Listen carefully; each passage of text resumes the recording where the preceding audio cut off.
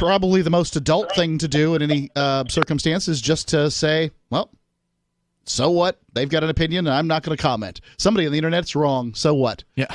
No need to start a flame war over it. Free Talk Live. Rick, listening in Bowling Green to WKCT. Hello, Rick. Hey. Hey. I was on my way to the store to do a little shopping, and I had you guys on the radio, and I heard you talking about the agrarian society and, the ages of humanity, and I think you referenced nominal sexual behavior or whatever wasn't established until whatever, and it got me to thinking, a lot of things in religion that are morally, considered moral were based on time-tested things like disease control. Like, for example, some people don't eat pigs, and we now that have microscopes, we know there's trichinosis in pig meat that's more common than there is other meat. So the religions that didn't eat pigs is because they discovered that when they ate pigs, they got sick. Well, I'm not sure that that's the reason the Jews did it. The Jews were pretty specific. It had to do with a hoof and not chewing its cud. A split hoof and not chewing its cud. That may be the reason, but that's not the reason they stated. So a cow will spit up its grass that it's eaten so they can chew it again later.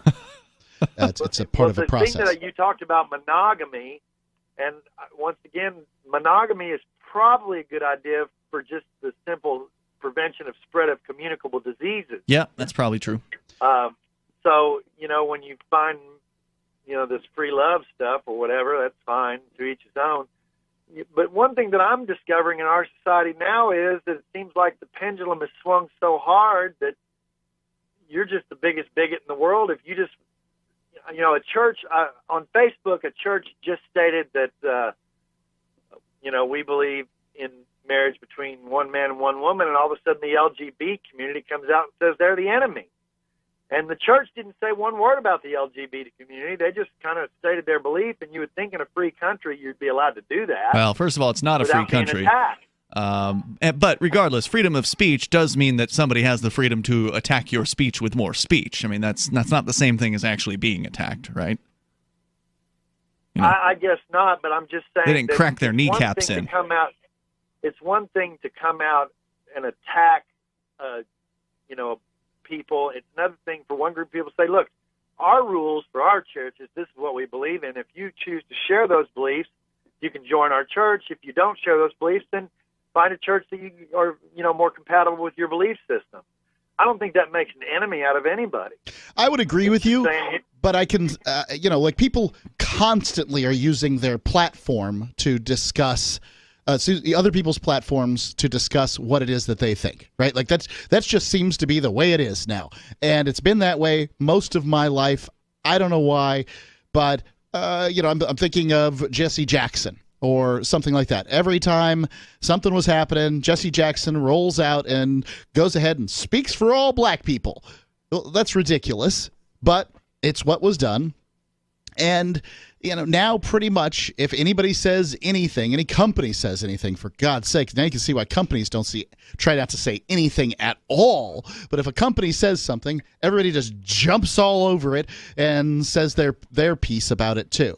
And I guess I'm not surprised that people in the LGBT community, many of them probably kicked out of churches, and, they're pretty bitter about it, are going to jump in and have something to say. Probably the most adult thing to do in any circumstance is just to say, well, so what? They've got an opinion, and I'm not going to comment. Somebody on the internet's wrong. So what? Yeah. No need to start a flame war over it, although it can be tempting. Rick, sorry, go ahead with your thoughts. Anything else you want to share? No, I was just saying sometimes it seems like the pendulum swings dramatically to the opposite. When I try to have a reasonable or polite debate regarding, freedom of belief, it automatically turns into, you're just a homophobe or whatever.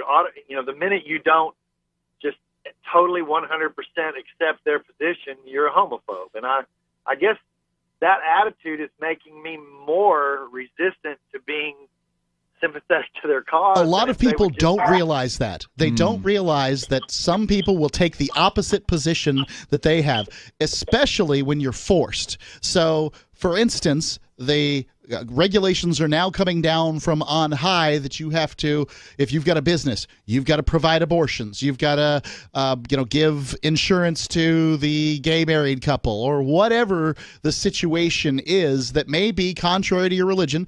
I don't have to agree with your position. I just have to agree that you have a religion, and that's part of your religion. And your religion, doesn't have to be new. It doesn't have to be old in order to be a religion. You can have a brand new religion you decided that says that you can only wear red shirts today. I don't care what it is. Religion's basically a philosophy, usually not particularly cogent one, but whatever. And you should be able to have whatever philosophy, and you should be able to peacefully choose not to participate in whatever it is that somebody has decided that they're going to use the government to make you participate in. And I'd say Christianity has been on the wrong side of that plenty of times throughout history, and now they're beginning to see what it's like.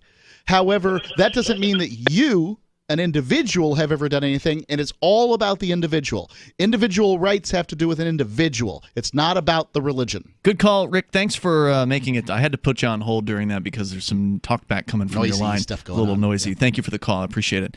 The toll-free number here is 855-450-FREE. I was kind of looking around because I'd seen some headlines about millennials or Gen Z and monogamy recently. Not that headlines really mean much of anything, and as it turns out, there are a few different types of headlines when it comes to monogamy. Is monogamy the new sexual revolution for millennials? That's one of them from thedailybeast.com. I hear people just aren't having sex because of cell phones. There's definitely less sex going on, less hanging out in real life going on when it comes to young people in the United States, also in Japan, as I understand it. And some of these social media sites I'm on, they're constantly complaining about not being able to get into a relationship. Well, you're not going outside. Right. Young Americans, headline from YouGov.com, young Americans are less wedded to monogamy than their elders. So, I don't know. I guess it just depends on who you talk to. You get wedded to monogamy when the person that you want goes and has sex with other people. That's when you start getting wedded to monogamy. Free Talk Live. Listen live 7 to 10 p.m. Eastern or grab the podcast. It's all at freetalklive.com.